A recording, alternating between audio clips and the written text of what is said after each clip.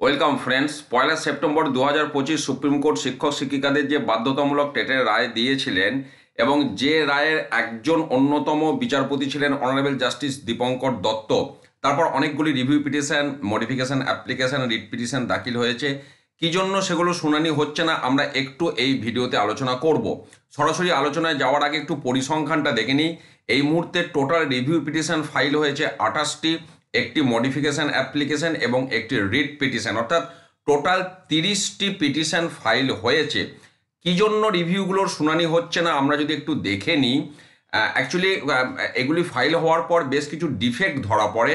সেই ডিফেক্টগুলি 90 দিন ভ্যালিড থাকে। আপনারা দেখতেই পাচ্ছেন cases under defect list valid for 90 days, এবং সেই ডিফেক্টগুলো ক্লিয়ার হওয়ার পর তারপর সেগুলি বিচার্য বিষয় হয়।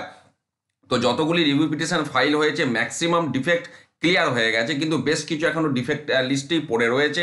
যেমন আমি যেটা দেখাচ্ছি, বিধান কুমার মণ্ডল, এটি ফাইল হয়েছে 11ই নভেম্বর, এখনও ডিফেক্ট লিস্টের মধ্যেই কিন্তু এটা পড়ে রয়েছে। এবার এই যে নাম দেখে কিন্তু বোঝা মুশকিল যে এটা অ্যাকচুয়ালি ব্যক্তি হিসাবে ফাইল করেছে না কোনো সংগঠন ফাইল করেছে। যেমন আমাদের রাজ্য থেকে বিজিটিএ এক ব্যক্তির নামে মামলাটি ফাইল করেছেন, আমি সে আলোচনাটাও যাব। তো যাই হোক, এই মামলা এখন ডিফেক্ট লিস্টে রয়েছে। পরবর্তীটা যদি আমরা দেখে নিই, বঙ্গীয় প্রাথমিক শিক্ষক সমিতি বিবিটিএ সেক্রেটারি, সেই মামলাটিও দেখতে পাচ্ছেন ডিফেক্ট লিস্টে রয়েছে। এটি 12ই নভেম্বর ফাইল হয়েছিল। পরবর্তী মামলাটা যদি দেখে নিই, West Bengal board of primary education, দেখতেই পাচ্ছেন সেই মামলাটিও কিন্তু ডিফেক্ট লিস্টে এই মুহূর্তে পড়ে রয়েছে, যেটি ফাইল হয়েছিল 12ই নভেম্বর 2025। নেক্সট যদি আমরা দেখে নিই, চিন্ময় ঘোষ, আমি যে কথা বলছিলাম, এই মামলাটি অ্যাকচুয়ালি করা হয়েছে বিজিটি এর পক্ষ থেকে, কিন্তু ব্যক্তির নামে মামলাটি করা হয়েছে। তো সেই মামলাটিও কিন্তু এই মুহূর্তে ডিফেক্ট লিস্টে রয়েছে। এটি 17ই নভেম্বর ফাইল করা হয়েছিল। তারপরে মামলাটি রয়েছে ফাইল করেছে ওমেন টিচার্স অ্যাসোসিয়েশনের পক্ষ থেকে, সেটিও এই মুহূর্তে ডিফেক্ট লিস্টে, এটা 17ই নভেম্বর ফাইল করা হয়েছিল। এরপরে আমি যেটা দেখাচ্ছি, নূরনেসা খাতুন, এটিও একটি ব্যক্তির নামে, একটি মহিলা, এবং সেটা এবার উনি করেছেন বা কোনো সংগঠন সেটা বলা সম্ভব নয়। তো সেটাও কিন্তু ডিফেক্ট লিস্টই রয়েছে। 22শে নভেম্বর এই মামলাটি ফাইল হয়েছিল। এরপরে পশ্চিমবঙ্গ সরকারের পক্ষ থেকে যে মামলাটি ফাইল করা হয়েছে review petition state of West Bengal, সেটাও এই মুহূর্তে ডিফেক্ট লিস্টের মধ্যেই রয়েছে, যেটি 28শে নভেম্বর ফাইল করা হয়েছিল।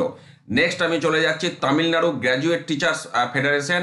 তো তাদের পক্ষ থেকে মামলাটি করা হয়েছিল 2রা ডিসেম্বর, যে কারণে মামলাটির ডিফেক্ট এখনও ধরা পড়েনি। তো কাজে ডিফেক্ট ধরা পড়বে, তারপর সেটা কিওর করা হবে।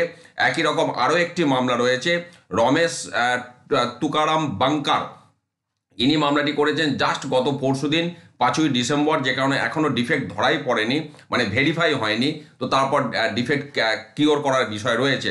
কাজে এতগুলো মামলা কিন্তু মানে রিভিউ পিটিশন এখনও ডিফেক্ট লিস্টের মধ্যেই পড়ে রয়েছে, সেগুলি ডিফেক্ট ক্লিয়ার হয়নি, আমি আপনাদেরকে দেখালাম। আর এগুলি ছাড়া যে রিভিউ পিটিশন বা মডিফিকেশন অ্যাপ্লিকেশন বা রিট পিটিশন, সেগুলো কিন্তু ডিফেক্ট ক্লিয়ার হয়ে গেছে, আমি এটাও এখানে জানিয়ে দিতে চাইছি। কিন্তু যেগুলো দেখালাম সেগুলো ডিফেক্ট লিস্টে রয়েছে, আর শেষের দুটি এখনও ভেরিফাই হয়নি, যে কারণে ডিফেক্ট আছে কি নাই সেটা এখনও যাচাই হয়নি। তো ডিফেক্ট ধরা পড়লে তারপর সেগুলো কিওর করার বিষয়।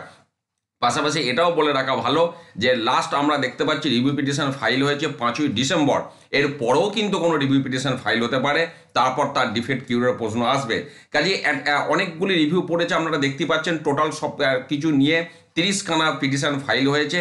এবার সমস্ত ডিফেক্টগুলো কিওর হওয়ার পর তারপরেই কিন্তু শুনানির জন্য উঠবে। তারপর সেই শুনানি ক্লোজ চেম্বারে হবে না ওপেন হিয়ারিং হবে, সেটা পরের কথা। কি হিয়ারিং হবে সেটাও পরের কথা।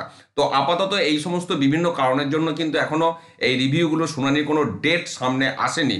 এই ডিফেক্টগুলো সমস্ত ক্লিয়ার হয়ে গেলে সেই আপডেটও আমি আপনাদের সাথে শেয়ার করব যথাসময়ে। ভালো থাকুন, সুস্থ থাকুন, ধন্যবাদ।